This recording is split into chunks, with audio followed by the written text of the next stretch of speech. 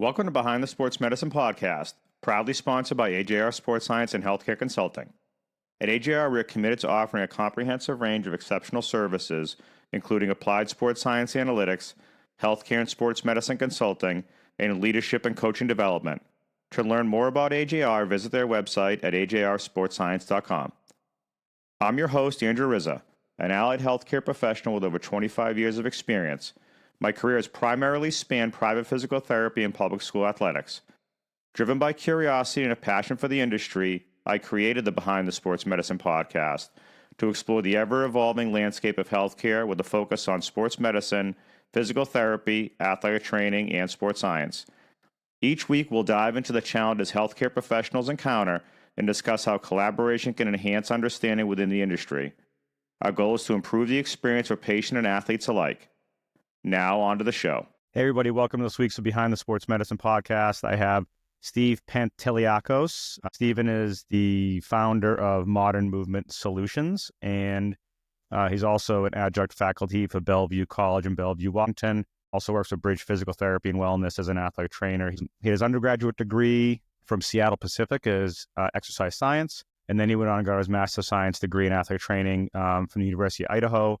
Stephen came by way of Dr. Chad Starkey, who I'd interviewed several months back and had on the show. And Dr. Starkey said, I think Steve would be a great person to have on the show to talk about athletic training and his view of where the profession is and where he thinks it may be going. So we're going to focus today on a few, I think, really great subjects: the future of athletic training, and then the return on investment as it relates to athletic training, and some other current things that I think would be important for us to talk about. So Steve, welcome to the show. So can you give the listeners a little bit more background about yourself outside of what I've already kind of outlined about you? Yeah. And thank you for that wonderful intro. I'll be finishing up my doctorate, my DAT, this May, and I'll be getting my DPT starting in this coming fall. Excellent. You just want to keep educating yourself, it sounds like. Yeah. Well, I mean, pretty much. I just like, it's not that I've always wanted to be dual certed, but to me, it's not about AT, PT, Chiro, this and that. I think they all offer something beneficial. But in my capacity as an independent provider, I just thought, are there still things out there that can provide me more utility to the patients and clients I work with, things that would actually expand my scope, give me more tools in the toolbox that I can actually apply. But yeah, I started in exercise science. Before that, I was an audio engineer. I had two pretty significant hip surgeries and I had a posterior traumatic shoulder dislocation. Did two of my surgery rehabs with a PT, and then the last one was she was an athletic trainer and a physical therapist. I said, well, what's athletic training? And then when I went into exercise science, which my goal was to go into physical therapy, I spent a lot of time in the athletic training clinic at our university and found out, because at that time I'd worked as an aide in a PT clinic, and I didn't realize, due to my own ignorance, where all the different settings that PTs could work in. I just assumed, hey, if I'm going to be a PT, I'm going to be in an outpatient clinic. And I saw a lot of the PTs there working so many hours, documentation on the weekends. And I just thought, I don't know if this is really what I want to do. Whereas in the athletic training clinic, Jason, or the head AT at SPU, I was like, man, this is what I want to do. He gets to spend lots of one-on-one time with his patients, with the student athletes. I was seeing a lot of stuff that was kind of aligned more with my values and things that I wanted to do. And then it was all history from there. And then once I graduated, I had the choice of either staying on I was working at a chiropractic clinic my last year clinical rotations, and I had the choice either stay in Chicago and work there, or one of my previous preceptors, he was working at Joint Base Lewis McChord in Washington State with the U.S. Army. Mm-hmm. And it was much less pay than what I'd negotiated for in Chicago. My initial offer at the Chicago clinic was pretty much exactly what the NATA executive summary said. This is the average salary for athletic trainers. And I negotiated which I think we'll get to a little bit later, a 3-year salary increase saying, actually, I want to start at this, year 2, I want to make this, and then year 3, I want to make at least this, and this is based on my billable hours, how many patients I'm seeing per week, et cetera. But I decided the first 3 to 5 years of clinical practice, in my mind, my goal was I wanted to obviously make enough money to be able to survive and live and pay expenses, but I wanted to get as much exposure and learn as much as I could. And I thought, I've never worked with tactical before. This might not be an opportunity that comes up ever again. Mm-hmm. My family's in Washington, so I thought I pulled the trigger and pretty much applied, and they accepted me. So, and then after that, I worked with the Army for about a year and a half, and that was not as a GS position. There's government service athletic trainers, and then most of them are contract positions. I was a contractor. There was friction between me and the contract company about how much they're paying the athletic trainers, the structure of H2F and how it was being implemented. And it just wasn't really aligning with how I wanted to practice. So it came to the point where I'd slowly been working with people on a one-on-one basis, more as strength and conditioning, because I hadn't formed my LLC. So I wasn't working in the capacity of an athletic trainer from a legal standpoint. Mm-hmm. But it got to the point where between the 40 hours I was working at JBLM, it was also an hour to hour 20 commute both ways. So just my hours and driving was about 50 to 55 hours a week. And I just didn't have enough time to spend on my business. So I didn't give him 2 weeks. I gave him, I think, like a month and a half because I'm a nice guy. But we don't see that much anymore. I get staff that are like, hey, I got an offer. I'm going to leave in a week and a half. I'm like, what? Yeah. You have a 35 patient caseload. What are we going to do with those patients? Exactly. Scheduled for the next 6 weeks. So I gave him as much, advance notice as I felt was appropriate. And then I just dropped everything and was just trying to figure out how to start a business. And that's, I'm very lucky that my mom, my dad started his own business in insurance, and then he passed away when I was so my mom from that point sold the business, but she was a CPA for years and then pretty much helped him run his business. So I was very, very fortunate that she has a strong understanding of tax law, about insurance, about formulating a business, because I looked through, and this is not a dig at the NATA, because again, I think a lot of this comes down to my own ignorance and naivete, but I went on, I said, hey, how do you start a business as an AT? How do you start an independent practice? And I really couldn't find anything. I reached out to some folks within, emerging settings within the NATA. I never heard back from anybody. So I spent about 3 months looking at the Washington State Practice Act and looking at, okay, like, how do I do this? Which that in itself is nebulous. I said, because, obviously we know generally across the board, you need to have physician, either a supervision or supervision. But in the Washington State, it said, well, you can have a directing or supervising, or they can be consulting or referring. I said, well, what does that mean? They didn't define it. And that can be a physician, an MD, a DO, a physical therapist, a chiropractor, a dentist, or a massage therapist. So I said, that doesn't make sense to me. We have more education and a more advanced skill set than massage therapists. But for me to practice as an independent AT, I need to have oversight from a massage therapist. So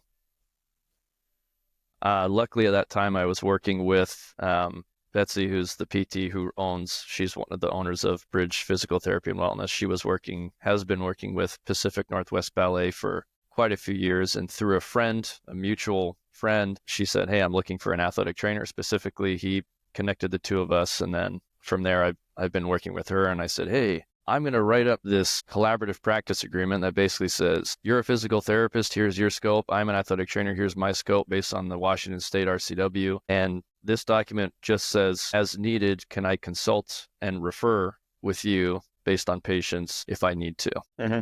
I'm sure I know some ATs who operate independently who don't have that. And they just, when they hit 15 days of no progress, they refer. Or if they work with someone for more than 45 days, they consult. But again, talking with old mom, she said, you might as well err on the side of caution. So yeah, and that's when you form the... Yep, and it's a PLLC, which again, if someone asked me the difference between the two, I probably couldn't tell you, but I know. She said that if you're an independent provider in healthcare, it's a little bit more protection to have a PLLC, but she also said it's probably not necessary. I said, well, why not? And that kind of took me to where I am today. It's interesting because our practice and our profession is, being in the state of Massachusetts, I've grew up in Massachusetts. I went to school in Massachusetts. I live in Massachusetts. I didn't leave. Our state practice act is a lot different than Washington State. The Board of Allied Health doesn't see any, I guess, wrongdoing, if that's the right word, for our athletic training profession. If you decided to treat and be able to treat in a clinical setting, you can do whatever you like except cash payment. You could try to bill for service. You're providing underneath the direct supervision of a doctor that's overseeing you if you're seeing athletes. And the only restriction is the Medicare guidelines they won't pay you, right? So, and everybody follows Medicare. So a lot of people don't bill for service. If I decided to open up my own practice, I could be a sole proprietor and bill for my service and cash bill. And there's no reason why I can't do that in the state. So there's some colleagues of mine, friends of mine, peers that had opened up their own LLCs as well. If they have contracts outside of their normal job, they actually pull that in as the LLC and they can use that towards their business. So when I formed mine, I got a second master's in applied sports science analytics. So mine is, sports science and healthcare consulting is my LLC. So I can do the healthcare side of it and also the sports science side of it. And then leadership development is the first master's I got. So we kind of umbrellaed everything under that. So if I'm working with somebody that wants to learn more about how to develop, healthcare providers, we can do that. If we want to do sports science analytics for athletes, we can do that. And if we want to do plans of care for an athlete, we could do that. So, there's a lot of stuff that falls under it. So I guess you're trying to be as diverse as you can in the profession. We do it all from start to finish where, PT gets, and I've worked in PT for, 28 of the 28 years that I've been out of school. I had a dual role. So, coming out of school, I ended up getting a shot at working for a company where it was a sports physical therapy practice. So one of the athletic trainers, and he was a PTA that worked for them, said, "Hey, we're looking for someone to come work for us. We need an athletic trainer. We need this contract to be filled. You want to come work for us?" So sure, why not? And the amount of money I made coming out of school was like, I could make more at Dunkin' Donuts right now, when I started. And that's the difference 30 years ago. But that's where I ended up getting my opportunity to start working for them. And then a lot of good things came out of that. I worked for a local college that was close by. I worked there for a few years. The local high school the school that was closer to the main clinic was looking for an athletic trainer. I got a call out of the blue from that AD, and he brought me in as their athletic trainer, 2 years after I graduated from Northeastern. And he didn't want to contract with the physical therapy practice. He wanted to just hire me directly as an employee for the town. And the clinic, then the two owners said, "Yeah, absolutely. Like, that's fine. We don't have to then, but we want to keep you on as a staff AT." So they kept me in the clinic, which was good. And they used me as a physical therapy aide back at that time. And then, fast forward a little bit, I went back. I was thinking about going back and get my PT degree. And I'm like, I can't. At that point, there wasn't a transitional program. I couldn't leave my job, which I was in for 10 years. I had about 10 years of tenure actually with that high school. And I'm like, if I leave, that's the stupidest thing I probably ever would do in my career because I have a tenure for one, and I have a retirement set up there, which would be like, that's 10 years wasted. At schools, you get scaling, right? Because I've got a buddy who... And that's we kind of talked pre-recording, like there are some positions in AT where they're like, "Hey, you're getting treated pretty well. You're into a retirement system. They treat you like a really good employee. They know what you're bringing to the table as an athletic trainer and the resources and the value, right?" We'll talk a little bit about value.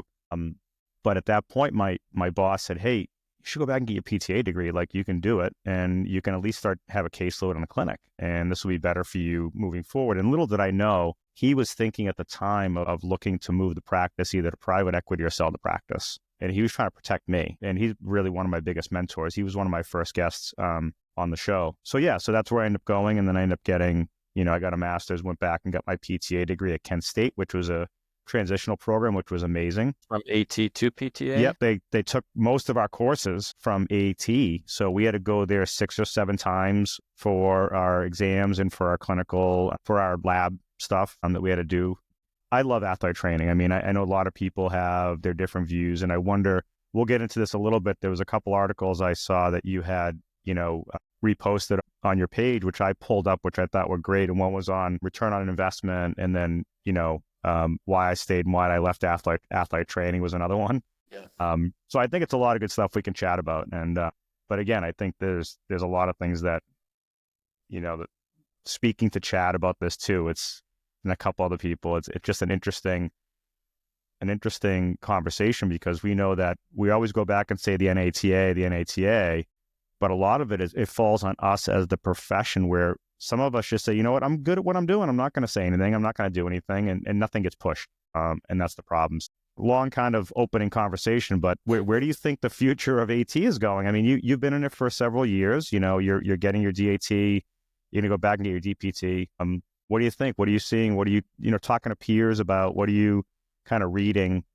Because this is a big conversation that we've been having on where the profession's kind of going. I think, speaking from my own experience, and again, and I think this is why it has to be a conversation equally between industry veterans like yourself and the new grads, because I think if you ask most new grads, and just based on the statistics, not just from NATA salary survey, but looking at the Bureau of Labor statistics and just looking at job postings at not all, but most D1 and most athletic positions, I don't think currently the future of AT as far as what's going to promote the most growth and empowerment and advancement of ATs is athletics. I think the future right now of AT, as far as what's going to actually grow our profession and get us a better foothold in the allied healthcare profession, is emerging settings like private practice, like occupational settings, like tactical, but also more ATs doing what you've done or doing what, I'm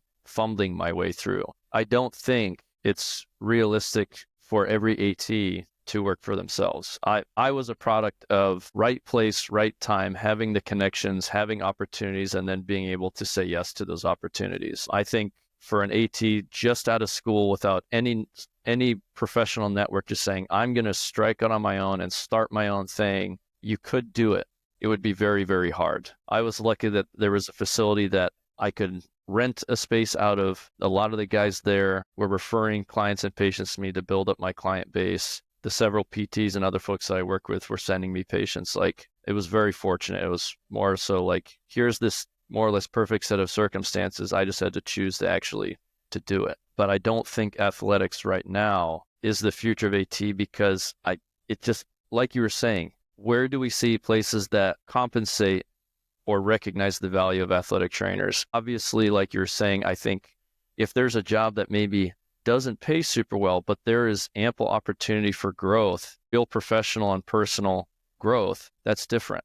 But if it's a position where it's like you're going to go in, you're going to work your hours, and you're going to get a 4% raise every year, that to me is not really promoting growth. So I think industrial, I almost went industrial, and granted, I'd say I'm not an expert on OSHA and all that other stuff. But the place that I applied to when I interviewed, I basically said, this is what I'm doing now, working in private practice and working with the military. This is what I want to continue doing. And basically they said, you're not going to be able to do that with us. This is, you're going to be teaching fitness classes. You're going to be working more from a health and wellness standpoint. It's going to be much less clinical work and more just kind of the health and wellness approach. And I said, will I make more? Absolutely.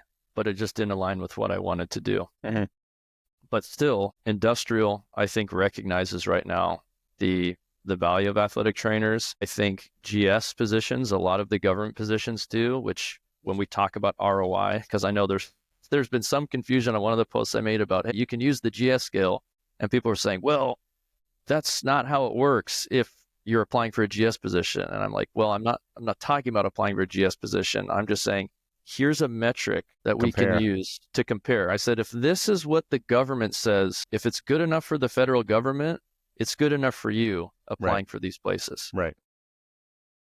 But yeah, I think, long story short, I think the future of athletic training profession is in those settings and areas: physician practice, outpatient settings, private practice, industrial, consulting, tactical, because the AT skill set, kind of like what you alluded to, is, jack of all trades, but really ATs they just get shit done. Right. You talk to any athletic trainer, it's like, I didn't have enough resources. I didn't have enough time. Here's all the things I didn't have, and I made it happen anyways. Yeah. 100%. I think there is, I look back at this article that you had posted from, another peer that you had reposted, and I actually reposted it too, because I felt like it was a really good read for people to kind of dig into ROI. It says here in one of the paragraphs, which I thought was good, it says, the discussion I've seen for many years on the state of the future of athletic training has been very frustrating, to say the least. However, necessity is a mother of invention. Among the array of skills that athletic trainers possess, problem solving and resourcefulness are among the top. If you're an AT, you know what I mean. So if we could figure out just how any sports medicine problem that comes our way, how have we not been able to figure out our pay and what we deserve for that pay? So, I mean, it's pretty interesting. And I think if you look at that paragraph and just kind of think about it for a minute, like I said earlier, we do everything from the beginning of care, identifying the injury, being able to prioritize that injury, be able to put what complexity it is, what do we have to do with it? Do we have to triage? Do we have to send out for referral? Can we keep it in-house? Do we have to refer it out? Then get them back on the field and then go through that whole plan of care. That's valuable. And I think it goes back to, there's another equation on how you actually end up calculating value. And there's a big problem with athletic training as compared to physical therapy, is that if you're not billing for service, you're not getting money back into the system that you can justify your salary. And that's the hard part. But I think if you look at it, we're a liability. If you think about it, there's a liability attached to it versus a profitability attached to it. We're not an asset. We're a liability. And that's the problem. So how do we change that is the question, right? So if somebody wants to dig more deep into that article, they'll see there's some great examples there in that article. And if you guys look on one of my posts on LinkedIn, you'll see it. If you look at Steve's, you'll find it on his too. It gives a little bit more in-depth information. And there's a couple of things I'll actually allude to in a little bit. But Ryan Lowry, he's the guy who posted it. And yeah, and I think he does a good job there, because it's trying to show, well, here's how much money we saved. Well, we've done that. The study that they did with the 2 embedded athletic trainers with the U.S. Air Force over, I think it was over 2 years during 8 weeks of basic training with, thousands of soldiers of U.S. Air Force trainees. And what they found is that they calculated, based on, they had like a 26% decrease in all cause, or musculoskeletal attrition, like 16% decrease in bone stress injury, all these things they did. And they calculated hey, if these things hadn't happened, how much money would the Air Force have spent on treatment? And they estimated it was somewhere between $10 and $11 million over those 2 years. And these were 2 ATs who were 6 months out of school. They had oversight from 2 faculty members and 1 sports med physician who was, I think, 2 years post-fellowship. So we've shown ATs how much money they can save, but we don't see that really translating outside of, you look at the GS positions, they're starting ATs at GS 11. And outside of that, and maybe industrial, we just don't see that translation. Whereas in a private practice, like a physician practice, I posted another article, and it's a study, it's older, but they basically showed, what's the profitability of an athletic trainer in a physician practice? It's very high. Any AT can do it. When I worked at the chiropractic clinic, granted, insurance doesn't always reimburse 100%, but I assumed that with reimbursement being, let's say, 80% average, how many people did I see per week? The CPT codes that I was billing were Therex and Theractivity. Where I was located in Chicago, the reimbursement rate was the same. So I said, okay, I know I'm bringing in $44 per unit. That means every patient I'm seeing for an hour, it's $176. Boom. At the end of that, I can say, this is what I think I brought in. And I would like that. I'd like to see 25 to 33% of that as my salary. You compare that to what the NATA salary survey or even the BLS showed as the average or median AT salary was much higher than that. But that gives AT something to say, hey, this isn't me just picking a number of what I think I'm worth. This is what I know my value is based on an objective metric. Because for business, or if you're bringing in X amount of revenue and you're asking for 100% of it, it's not sustainable. They can't give you that. Yeah. And we go back to the conversation a lot about, if you're taking and you're using the data appropriately to be able to justify what your worth is, then you have everything you need. So from day one coming into camp, where you have all the evaluations, all the treatments, all the documentation in order, and all the software now actually populates CPT code. So, or at least most of them anyway. So you could, if you document appropriately, you could say at the end of the year or the end of the quarter, however you want to look at it, these are the evaluations I did, this is how many treatments I did, and here it spits out the number. And you could say, this was what actually saved, the university, the college, the whatever, if it was a industrial setting, this we're saving for money. Why aren't we paying this out in salary? It kind of goes back to the conversation of, are we more of a liability than an asset if there really isn't true money being transferred back and forth as a billable service. And in some states you can, but I want to say there's 3 states, maybe 4 states that you can bill as an AT and get reimbursement, which is kind of obscene. I don't understand why we can't If we're working under position, working in an athletic setting, we see probably in our clinic alone, we probably see 75% of the people come in are athletes because they're playing pickleball, tennis, golf. Those are athletes to me. We say there's industrial athletes. There's people that are coming in for work conditioning. They're an industrial athlete, and they should fit under that umbrella, and there should be a billable service under an AT. So it is quite interesting to kind of see, but I also throw it back on us. I mean, I feel like if there's people that are happy with what they're making for a salary, they're not going to complain. And if there's not a big enough voice, like the NATA, I mean, that's one of the questions we're going to kind of go over, like what's the state of the NATA right now, where they just shook up the whole executive board, right? So I think trying to understand like where is the organization as a whole and what's their focus right now. I think I don't even know what the stat is. I want to say, I was just talking to someone a few weeks ago. I want to say like quarter, if not more, of the athletic trainers in the country aren't even part of the NATA. Like they're not even members. Yeah. I don't know the specific stat, but it's pretty staggering. It's not even, what it should be. And I think it's probably the same for the APTA. I mean, I think there's a lot of people that don't belong because they don't agree with what they're doing. So they're also bigger though. I mean, there's like tons of, I don't know exactly what it is, but there's about 60,000 ATs. And I think last time I checked, there's somewhere between like 250,000 physical PTs. therapists. Yeah, something like that. But they've also been around longer, and we are a young profession. I get that.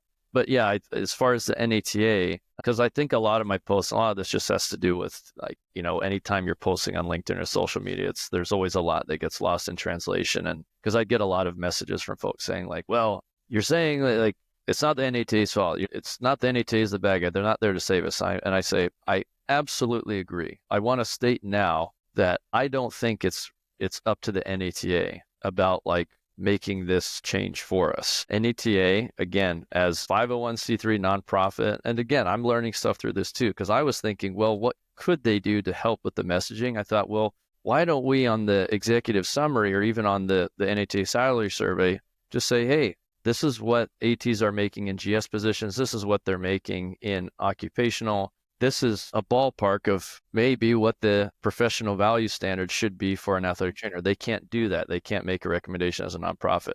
I didn't know that before. I know it now. I still think that, because I was talking with someone, they said, well, no company, no HR department uses the executive summary to set salaries because it's self-reported, it's not reliable. And I said, that might be true. Based on my experience, which again, I'm an N of one, I'm a sample of one. So this in the grand scheme might not mean anything. But the jobs where I was offered a salary, both times, the number they gave me was exactly what the average was on the executive summary. Yeah, so they were going by what the executive summary is saying. Going by, and that's what's the purpose of the executive summary, to educate and inform employers on athletic trainers and what to pay them, basically. Like that's by the NATA's own statement. So I think there are things that the NATA could do. And I'm sure there's a lot that the NATA is doing that I just don't have the time or the energy to know everything. I think that's maybe one point where the NATA could do more, is actually just educating athletic trainers on what is the NATA actually doing? Like let us see behind the curtain. But things like their job board, I get it. That's a revenue source for the NATA. And as a business, you need the more revenue streams, the better. But I look at that and say, what does that job board offer that I can't get from Indeed or Glassdoor? Right. Yeah. Nothing. And, it's very interesting because I look at it, if I decided to leave my job, 30 years experience, right?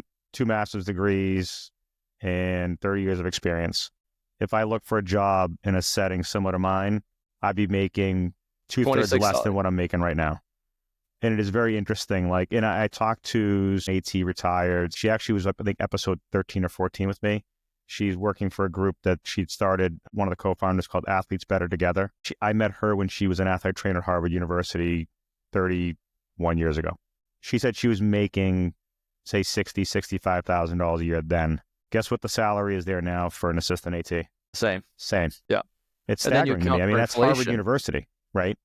Well, and who was it? It was, I think, Utah or Ohio. Yeah, it's like University of Cincinnati. And I try not to call stuff because my goal, as much people might disagree with, my goal is not to be a contrarian and just be like, conflict. But like I saw a job post from, I think it was Purdue. Now it's Fort Wayne, but I was like, it doesn't matter. It's still Division I. And they offered basically it was like $22 an hour. And I said, 2 minutes, I went on and said, oh, jobs in Fort Wayne that require a GED. You could go work at a restaurant as an assistant manager and make $32 an hour. You could go work at this one and make 70.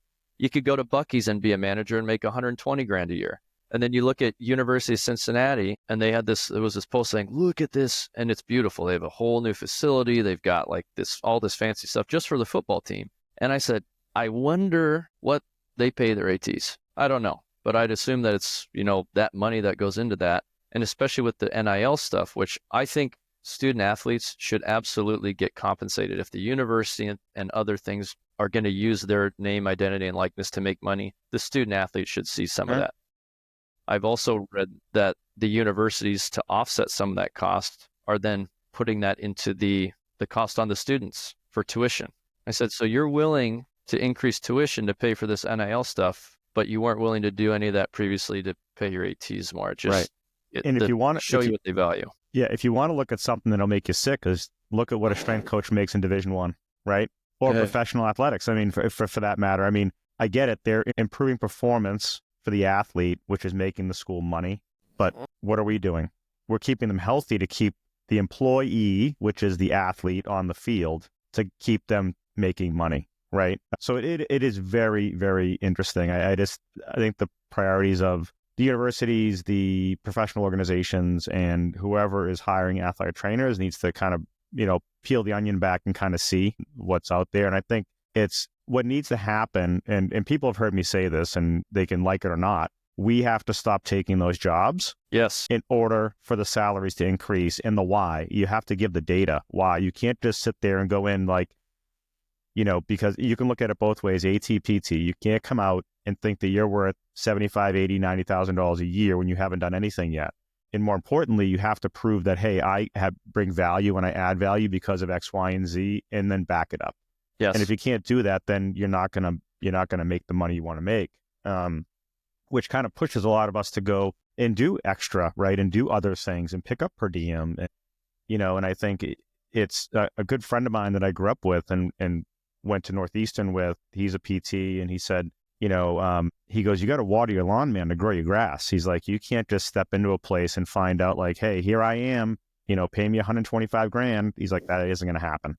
Yeah. And just the amount of money we have to invest in education is absurd, first of all. But then the return on that investment, how long does it take for you to get that back? It's just like anything else you invest in. Like if it's going to take you 10 years, 15 years, 20 years, is that worth it? Like you alluded to, like, hey, you have your GED and go make 100 grand being a manager at a restaurant. Like it's, how's that even possible? And that's like the DAT, like where I get it now that it's masters. And I know some folks say the transition to masters was, to some degree inflation, and to make it so that it's a higher entry point for ATs to try and, supply and demand and all that. But at a minimum, we know, okay, you have to get a master's at this point. So that's not really an option. But things like for me, DAT, getting a DAT actually increase your scope? No. Is it actually a guarantee that you get paid more? No. But that's, dependent on the needs of the person. For me, it was, is this going to give me, am I going to learn things here that I don't know at this point? Or at a minimum, is it going to speed up that process? Epidemiology, learning data analytics, could I figure that out on my own? If I have a little bit of guidance and mentorship in the form of a DAT and how to do that, to me, is the cost of the DAT worth the 2, 3, 4 years it would save me to learn that stuff and be able to apply it effectively? To me, that was my purpose for it. But yeah, I mean, I think you hit the nail on the head where you look at any employer, any institution, if you want to see what they value, look where they put their money. Right. Athletics, they're going to pay like that Purdue job posting. They pay the head football coach $4 million. They pay the men's basketball coach $1.5 million. And the rest of the coaches' salaries are somewhere between $150,000 and I think $300,000, something like that. So you want to see what an institution values, look at where they pay it. When I was a contractor with the U.S. Army for H2F, I said, you can look up and see, what they bid on the contract. And it's always, the lowest bidder wins. The Army's going to say, oh, well, this company is going to provide this service, and so is this company. And this company says they can do it for less. We're going to take that contract. And so then I look at, the average AT salary based on contract positions. They're not very good. And I said, well, I don't know what you guys are paying yourselves, and I'm sure the folks at the top are making a lot of money, but you look at where they spend it and that's where they value it. And I think that is,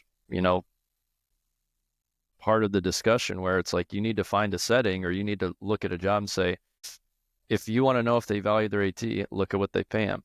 Mm-hmm. And the salary survey, right? I get it. Yes, numerically, AT salaries on average have gone up. But you compare that to even 2016, you compare the median salary to the one now, you adjust for inflation, it's gone down 5%. Mm-hmm. As far as the buying power. And granted, NHA salary survey is self-reported, but I looked at it and I said, let me just look at folks in each setting who are just actually working as an AT. Like I don't have an EDD, I'm not working in education, not dual credentialed. And you start to see that average salary of, I think, 69, whatever they said the average is. I said, when do we start to see that manifest in those settings for folks who are actually just working as an AT? Mm-hmm. And it's either once you've been practicing for at least 11 to 14 years, or you're over the age of 35. And for the data on the young professionals who have only been working for 1 to 5 years, their median salary or average salary based on the salary survey was like $53K. And you compare that to 2016 and you account for inflation, their average salary of a young professional has decreased almost 25%. Yeah. So we see young professionals making less, and you see where can you make the most if you're working in higher education or you've been practicing for at least 11 years. Right. So Yeah, I mean, to me, I look at the GS scale as being like a jumping off point, but it's similar to the public school scale if you're a faculty member. So it's very similar. You start off at a step, you move up, however much education you have, you move up. And you do at some point have a ceiling, but you get a percentage of increase every contract. So if you contract every 3 years, whatever that negotiation is, it's the COLA, whatever the COLA is, the cost of living, and then you have expenses, and then you have a longevity usually bump. And that's something, if you get into that position, it's great. They don't do that in the university. As far as I know, they don't do it in the university and college setting, right? I think there's a certain percentage, probably contract to contract. And I know that friends that have worked or peers that have worked on professional level, their contracts rate from, I think they're pretty much like 3-year contracts. Some might go year to year, but usually they're 3 to 5 year contracts. And I have a few friends that work in professional baseball and football. So I know that they're, it's a different animal. I mean, they get a base salary, which is usually very, very good. And then you're working off tips, which are even better. And then if you are fortunate enough to win a championship with whatever organization you're working with, then you could, reap the benefits of a full share championship salary bump. So, but it comes with its, positives and negatives, right? Not everybody wants to do that. Not everybody wants to be moving all over the place. I think, what do you think the profession can do for itself is the question. Like, what does the NATA, where do they kind of step in now, where there's been a lot of noise around it for years, and there's been a lot of noise around being able to bill for service. There's been a lot of noise about, should we be called athletic training? Should we be called sports medicine? Like, what's there's so much stuff out there. But if you could say, what do you think is the best way for the profession to improve its, I guess, ability to show that, we are valuable in what we provide? More importantly, like, how does the NATA do that for us? I mean, we're paying this money, right? We're paying membership dues every year. Where does that go? Like, what does that do for us, right? And if you look at it, say there's 30,000 members in the NATA times $295, say 300 for a round number, right? Times 30,000, that's a lot of revenue year over year. Like, where does that go, and how does that help us as membership? Right. I think that last time I looked, the NHTA, like their total revenue, I think they make, it's like 9 million off of, and most of it's from membership dues. And then the next biggest one is from conventions, like the NHTA convention and stuff like that. And again, talking about the job board, like, yes, it's a revenue stream, but I think it's very minuscule when you look at everything. But I think the first thing is for us to be able to identify areas where we can make positive change. We have to know, like, where are they actually spending it? And even when they do the breakdown, I'm like, this doesn't give us enough information about where they're actually spending it.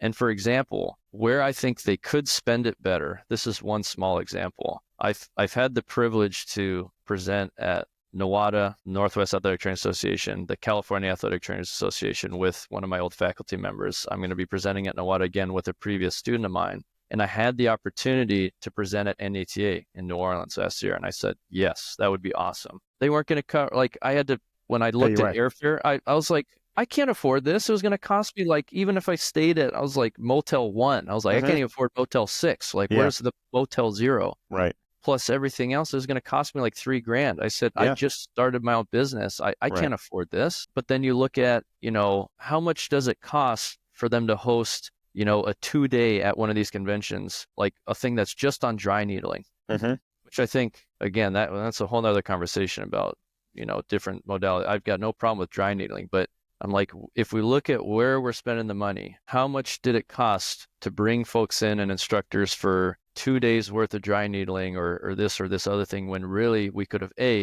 at a minimum, paid for the folks who are coming on their own time and their own schedule to try and further educate and inform our profession, but also maybe saying, hey, why don't we offer something that says literally 2 days, you come in, we say, based on whatever setting you're in, let's sit down and figure out how you can demonstrate your professional value and how you can communicate it. You can go learn how to dry needle whenever the hell you want. And first of all, can you dry needle in your state? Washington State, I can't even do it. Yeah, you can't, depending on the state practice act. Can't even do it. And so I'm like, first of all, so you do something like that where it's like you're alienating a certain percentage of your membership base just based on the fact of legality. Why am I going to invest my time in this if I can't even realistically do it? Whereas what percentage of ATs could benefit from learning strategies to communicate and demonstrate their value? Every single one of them. 100%. And I think at the programmatic level, I don't know if this is a BOC or a Katie thing, yes, obviously students, we need to know, you got to be able to pass your BOC. You got to know the basics, the fundamentals. And I'm a strong advocate that the first thing you should focus on mastering is the basics, is the fundamentals, patient communication, your exam process, all that stuff. But also sitting down with students and saying, look, like the conversation we're having today, if your value is tied not to what you can offer as a professional, but the setting you want to work in, I think if you want to work in the NFL, the NBA, whatever, good for you. But the difference between a dream and a desire is, like, you can have a dream to work in the NFL, but if you're going to go do it, or you're going to go work somewhere and you're going to accept $30K a year or some, internship that's not even guaranteed for 2 years, and you're going to be making peanuts, you're shooting the rest of the profession in the foot. And that to me is a desire, not a dream, because we need to stop putting our individual desires above what's best for the profession. And as far as NATA, I don't know where they're spending all their money. I don't know, but I think they need to focus on spending it in areas that I think are going to be more beneficial. I do think third-party reimbursement is paramount, and not even so that we can bill third-party. In Washington State, like we were talking about earlier, I've generated super bills for some patients. They get denied because they say, well, you're not performing their services within a PT clinic. But even if I could, for me as an independent provider, if we gain direct access or third-party billing, because I'm cash-based, that would actually increase my ability to work with more people, because I could say, hey, now at least this might get accepted. You might get 30% of it back, but that's saving the patient. But also in the grand scheme, when we look at allied healthcare professions, they say, hey, chiropractors have direct access, massage therapists have direct access, physical therapists have direct access. Hey, athletic trainers also have direct access. That also opens up the market for competition. So now if you're looking at your neighbor, you're like, oh, I've got an issue. Well, there's a physical therapist. I could walk in there and they take my insurance. There's a chiropractor, walk in there. Oh, and here's this guy. He's an athletic trainer, but he's cash only. I can't afford that. Even though long-term, I have had some clients where, because my rate is $150 an hour for 1 hour session. It's $200 for an hour and a half when I do an evaluation, because usually it takes me an hour and a half to get through everything, especially if it's concussion. But normally what I tell folks is that, look, if I see you once for an hour, most folks I see at most once a week, sometimes once every 2 weeks. And my goal is to get them back to doing the things they want to do. So when we compare $20, $30, $40 copay 3 days a week for 6 weeks versus you see me once a week, maybe once every other week for 6 weeks, the cost is usually equitable, or if anything, the cost is the same. But what the data shows is that you tend to reach the outcome you want about 2 weeks earlier for about the same cost. And also then I'm not working for your insurance company. I'm just going to say, here's my skill set. Here's everything I have on the table. And in that hour I'm with you, I can use whatever I want. I'm going to use my expertise. We're not going to go by what some algorithm at, some insurance company says we should or should not do. Right. And what they're going to reimburse for. Yeah, I'm working for you, not the company. So NATA, what can they do? For all I know, they're doing everything they can. I think it was President Deringer. There was some, I think it was like a virtual thing, or she was talking to actually my class virtually. And she said, the best thing you can do is stop taking low-paying jobs. I think that's the best thing that we can do and that the NATA can do is pushing that message. But it comes down to the AT, the individual. If you're willing to take low pay, either because, well, I love my athletes and okay, got it. Or, well, I don't care how much I get paid because this is the setting I want to work in. Or, well, I can work this low-paying job because either my partner, significant other, or I have a trust fund, whatever the reason. Whatever those reasons are, none of them are a good one. Because if you're not going to get paid the right amount, if you're not going to get paid what your value is, then either you need to find a job that will, or you need to leave and change professions. Yeah. I think one of the things that was given to me years ago, it was one of my clinical instructors back in the day. And him and I sit on the board of allied health for the state of Massachusetts. He said to me, he goes, apply and get your MPI number, like right off the bat, like get it, like have your MPI number. That's something that you can use for the rest of your life. You could attach it to, if someone was paying out of pocket to get reimbursed, you could attach to that and they show you're a provider. You can then give that to the patient on a super bill or however you wanted to put it together.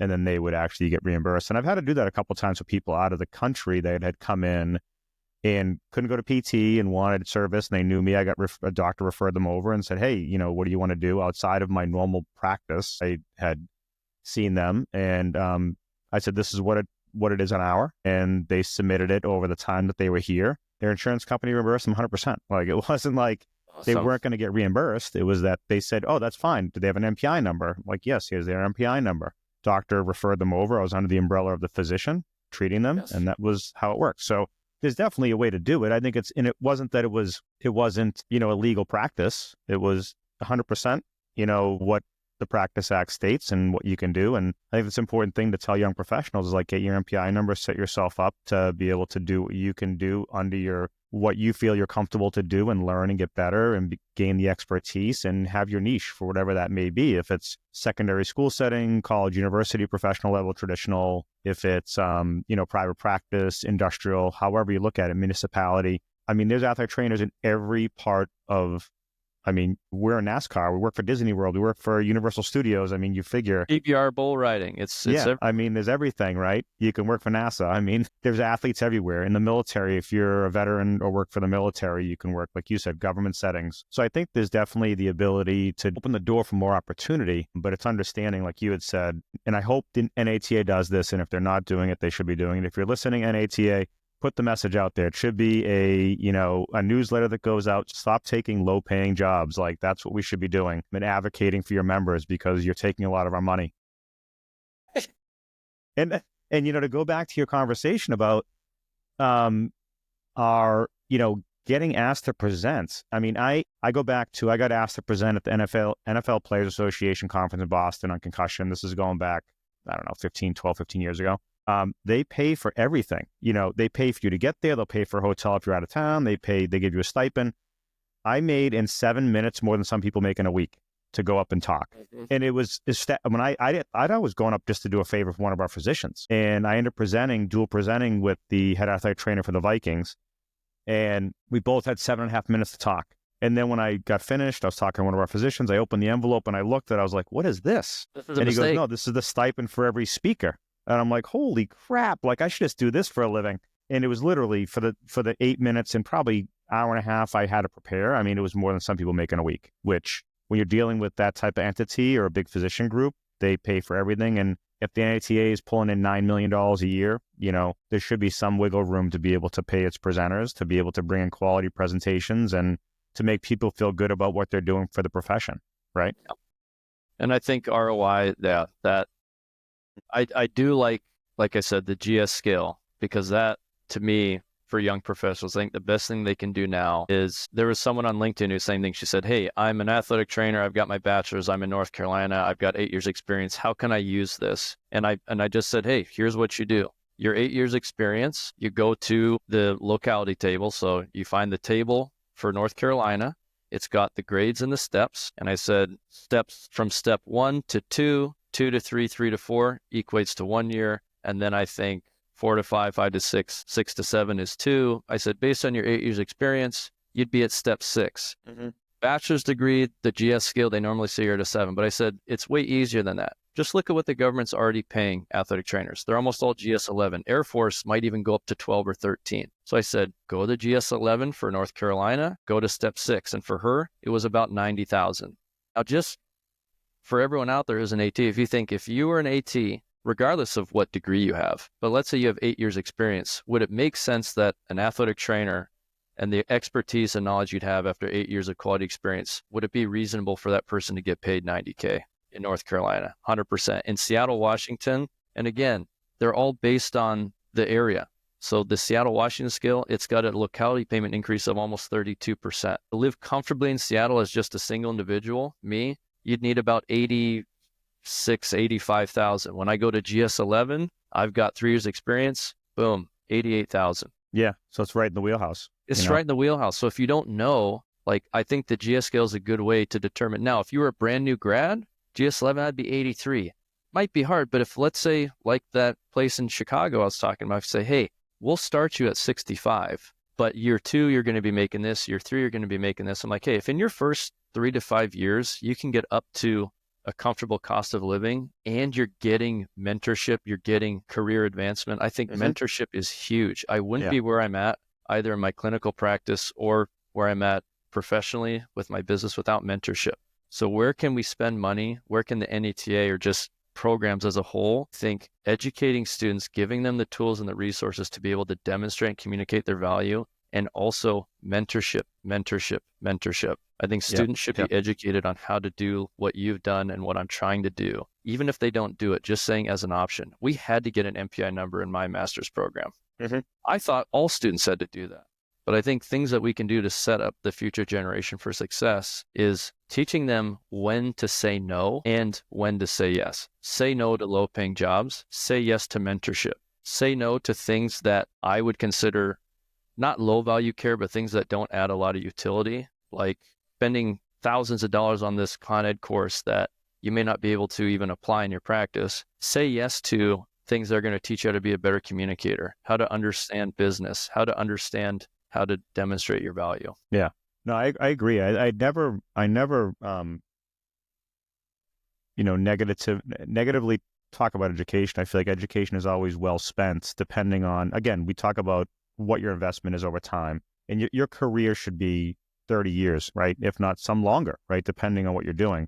So if you break it down year over year, the investment's a good investment, right? To say the least. So I think it's how you use that investment to be better at what you do and what your craft is. And I think mentorship is a huge part of it. I still have many mentors that I go to and I call and I bounce things off of, and, people within the clinic that I work with, and even some of the younger therapists that I have conversations with, they may be better at something that I am not good at. So we're going to work with each other to get better. And even athletic trainers that are in my league, we have conversations and talk about things all the time. But I think the communication piece is huge. Like, ask the questions. That's number one. Like, if you don't know, ask, because not everybody knows. I don't know everything. You don't know everything. Our physicians don't know everything. Our mentors don't know everything. And I think that's the best way to be able to improve and get better. And it's going to make the profession better. And that's the sustainability of the profession. Like, if you can do all the things we talked about in this conversation today, that's how the profession survives, right? Don't take the jobs that don't pay enough. Make sure that you understand how you can negotiate your price and your worth. And then get the experience. Don't be frustrated with, hey, I've been out for 2 or 3 years and I don't think I'm making what I should be making. Well, get better at what you're doing. Like, go out and spend extra time. And I don't want people just to go do something for nothing. But sometimes you have to do a little extra to show that, hey, you are part of this community and you're rooting yourself in the community if you want to stay in that community. And I think that's important no matter what profession you're working in. So for me, I feel like that's the best way to get the profession moving in the right direction. And obviously, we need the profession itself to be behind us as members, right? So I think that's key. That being said, do you think, you're going to be part of this. You're going to be a dual degreed, professional at some point, right? Mm-hmm. Do you think that that's the answer, or is that just specific to the person, right? And it's kind of I think an interesting question, but I think if you think about it, I know plenty of people that have gone through that, but I don't know if they use it in the right way for it to be profitable for them, right? If you're going to work in that type of setting, does it help you, or does it just other letters at the end of your name, I guess, is the question. I think I'm going to use the answer that I heard a lot in undergrad is it depends because of the reasons you stated. I think across the board, I don't think it's a blanket solution. I think it does come down to the individual. I think dual credentialing, I think in certain situations, like I've heard talks that I think the NBA Players Association, the players prefer that folks on the sports med team, right, as opposed to someone who's just an AT or just a PT. I think there's been talks that they prefer someone who is dual credentialed. And it's not about they like athletic trainers or physical therapists better. I think it's more from a standpoint of they want someone who has that broader skill set. Mm-hmm. But when you look at cost, you look at the cost of, to get your bachelor's and then your master's for athletic training and then the DPT, I think cost benefit for most providers, for most clinicians would not be worth it. I think for me personally, it's the right decision because for what I want to do, it maximizes my skill set. Now, if I was only making $50K, there's no way. A, I couldn't afford it, and B, and this last year, I mean, that's about what I made, but I was only able to work about 20, 25 hours a week with my individual patients. But my plan is to get up to 40 hours, and that's okay. Like I recognize it's going to take time. So I'm literally, when we were saying, it's okay to take a job that maybe doesn't pay you exactly what you're worth when you know that there's room for growth and opportunity. I mean, starting your own business, that's literally the definition. The fact that I was profitable at all, my mom said was a miracle. I was like, hey, I did all right. She's like, you're doing great. Like you're actually in the green. Yeah. So I think it's down to the individual. I think it can only be beneficial. The more ATs we have who are dual credentialed, I think it is helpful, but it depends on how we frame it. It's not from the standpoint of it's because you're now also a physical therapist that now your athletic training thing is worth more. Right. It's not that.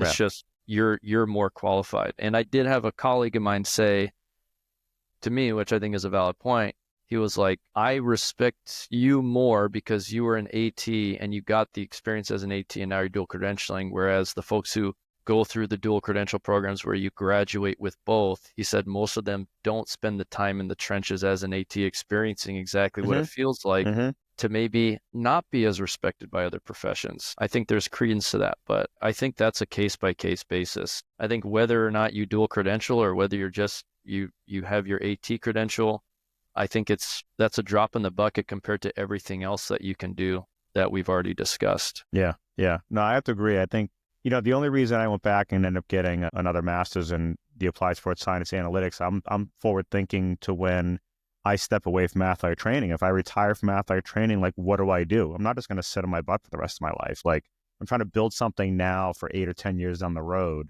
that I can say, hey, now I have this that I can go to and I can help athletes and I can help people that are functional, trying to get back to their normal function. How do we do that? How do we work on sleep disturbances? How do we work on performance enhancements? Like, how can we do that and make it better? And I can use that now with the athletes I work with to try to help them improve and sustain what they need to get better in their injury recovery. So for me, it made sense to me, right? And it was something else that I wanted to do. And if I decided to step into something that was in a different position that, hey, you know what, Andrew has a master's degree in applied sports science analytics, and that's what we're looking for, to have somebody that has that other education piece. So for me, that made sense, right? So it's different for everybody, like you said, but it gives you utility though in what you want to do. Right. Like 100%. Even for me right now, the ballet company I've been working with, I've been working hand in hand with the physical therapist, and we've been coming up with protocols and recommendations for concussion management, and we're hoping to do a study. Now, I don't need any further education to do that, but that could be a role for ATs on the consulting standpoint, where you're just working with organizations. Like you're throwing a dart at the dartboard with every single patient, right? Everybody's different. It's trying to work with that, population. And it's a lot of people are afraid of that, right? They're afraid of the concussion. Yeah. I find but it once fascinating. you understand it, and I thought when we graduate, I do think ATs compared to other professions, we tend to have more expertise in concussion. It's just, I think it's just a part of our wheelhouse. Doesn't mean that PTs, chiropractors and other folks can't be just as knowledgeable, but it tends to be something that we focus more on. But even that being said, when I graduated, I thought, I know a lot about concussion.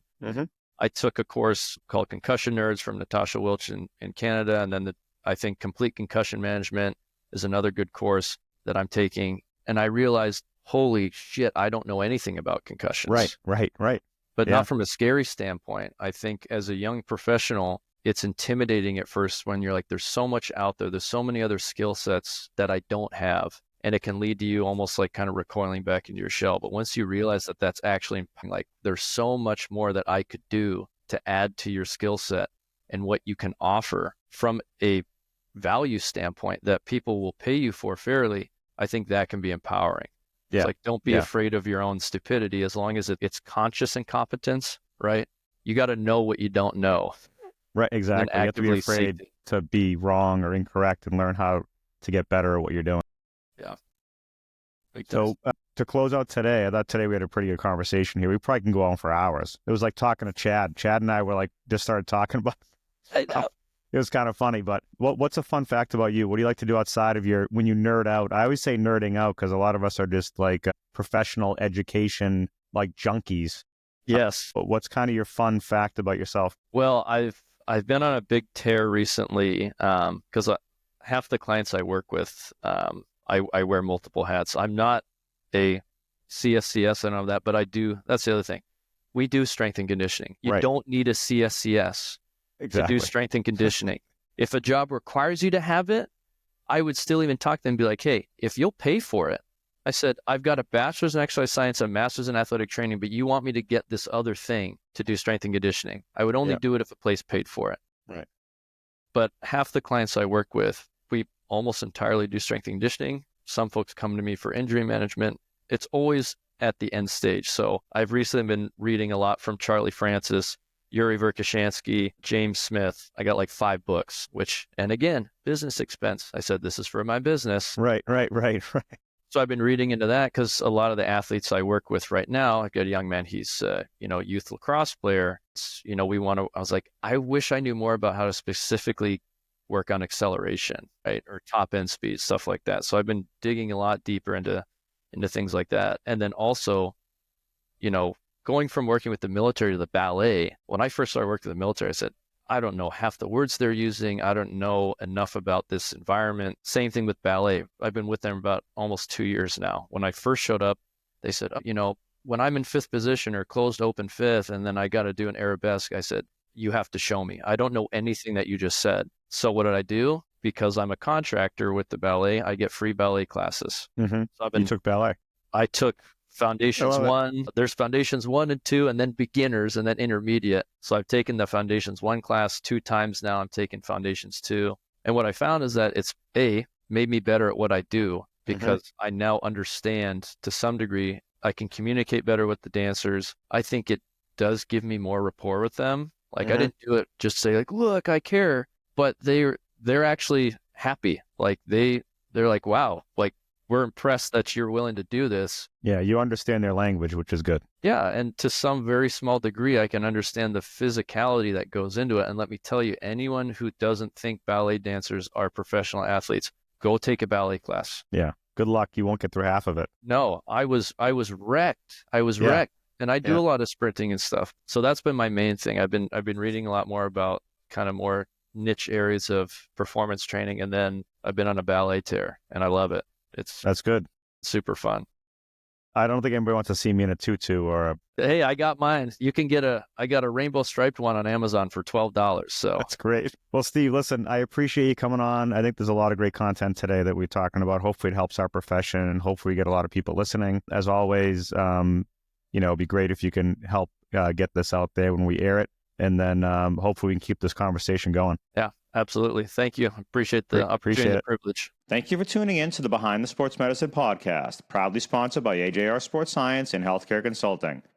At AJR, we are committed to offering a comprehensive range of exceptional services, including applied sports science analytics, healthcare and sports medicine consulting, and leadership and coaching development. To learn more about AJR, visit their website at ajrsportscience.com. This is your host, Andrew Rizza. If you enjoyed today's episode, give us a like, comment, and share it on social media. Access all of our episodes on platforms such as Apple, Spotify, or your preferred podcast app. Stay updated by following us on Instagram at Behind Sports Med Podcast, on X at AJR Sports Sci, or visiting our website at ajrsportscience.podbean.com. Don't forget to subscribe to our YouTube channel at AJR Sports Science for upcoming content. Thank you for tuning in and stay tuned for our next episode.